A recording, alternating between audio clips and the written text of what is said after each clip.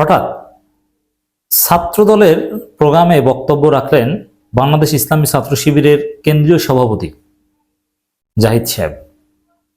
এটা কেন, কিভাবে হয়েছে, এটার ইতিবাচক দিক কি, রাজনীতিতে এর কোনো পজিটিভ তাসির পড়বে কিনা, কোনো পজিটিভ ইম্প্যাক্ট পড়বে কিনা, শিবির সভাপতি কাজটা ভালো করেছেন কিনা, বা এটা ছাত্রদলের কোনো উদারতার বহিঃপ্রকাশ কিনা। দর্শক, খবরটা হচ্ছে রাজশাহী বিশ্ববিদ্যালয়ে ছাত্রদলের একটা প্রোগ্রাম চলছিল, কোরআন তেলাওয়াত প্রোগ্রাম। আর দেশব্যাপী ছাত্রদল কোরআন তেলাওয়াত প্রোগ্রাম করছে, এটা নিয়ে ছাত্রদল শিবিরের সভাপতি ফেসবুকে তাদের প্রশংসা করেছেন। এই কোরআন তেলাওয়াত প্রোগ্রাম করছে রাজশাহী বিশ্ববিদ্যালয়ে, আর রাজশাহী বিশ্ববিদ্যালয় সফরে গিয়েছেন শিবিরের সভাপতি, কেন্দ্রীয় সভাপতি। রাজশাহী বিশ্ববিদ্যালয়ে একটা প্রোগ্রাম শেষ করে যাচ্ছিলেন আর একটা প্রোগ্রামে, যাওয়ার পথে দেখছেন যে ছাত্রদলের কোরআন তেলাওয়াত প্রোগ্রাম। তারপরে শিবির সভাপতি বলল যে ঠিক আছে, এখানে ছাত্রদলের একটা সুন্দর প্রোগ্রাম চলছে, চলো একটু দেখা করে আসি। তো দেখা করতে যায়। তারপরে বিশ্ববিদ্যালয় শাখার নেতৃবৃন্দ শিবির সভাপতিকে বক্তব্য দিতে অনুরোধ করে। শিবির সভাপতি ছোট্ট একটা সংক্ষিপ্ত বক্তব্য দেন। সেই বক্তব্য মুহূর্তের মধ্যে জাতীয়ভাবে ভাইরাল হয়েছে। এখন নিউজ হচ্ছে এরকম যে শিবিরের কেন্দ্রীয় সভাপতি ছাত্রদলের প্রোগ্রামে বক্তব্য রাখলেন, ছাত্রদলকে ধন্যবাদ ইত্যাদি ইত্যাদি, উদারতা। আসলে এটা কি? শিবির সভাপতি চমৎকার বক্তব্য দিয়েছেন। জিয়াউর রহমান যে দূরদর্শী রাজনীতিবিদ ছিলেন, সেই প্রশংসা করেছেন, যে ইনক্লুসিভ ছিলেন।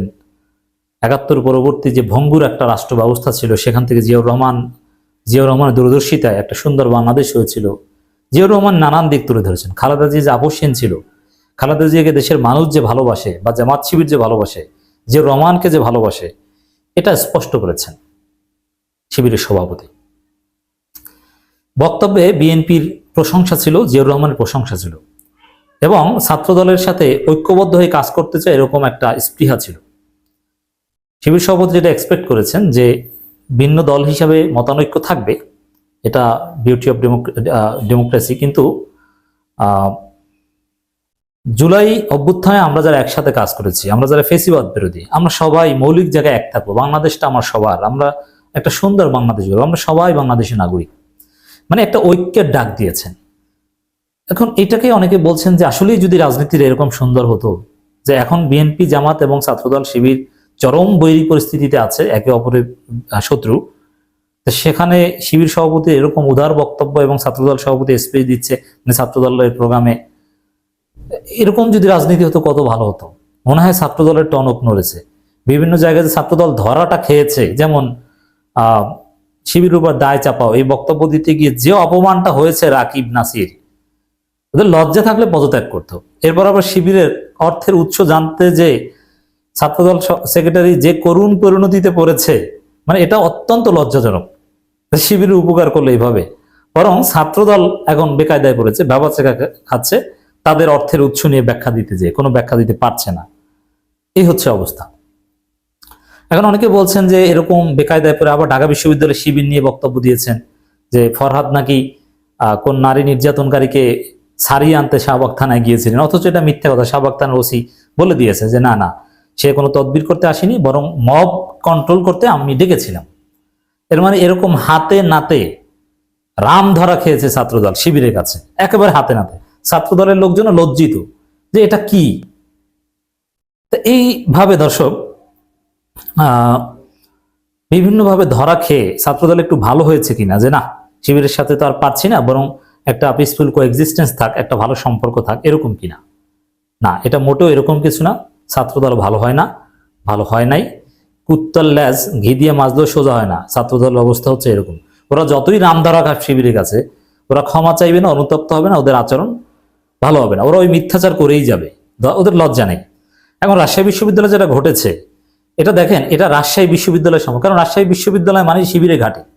ছাত্রদলের প্রোগ্রামে অল্প কিছু লোক, টোটাল রাজশাহী বিশ্ববিদ্যালয়ে ছাত্রদলের যে পরিমাণ জনশক্তি আছে, শিবিরের রাজশাহী বিশ্ববিদ্যালয় একটা হলে তার চাইতে বেশি জনপ্রিয়তা আছে, জনশক্তি আছে।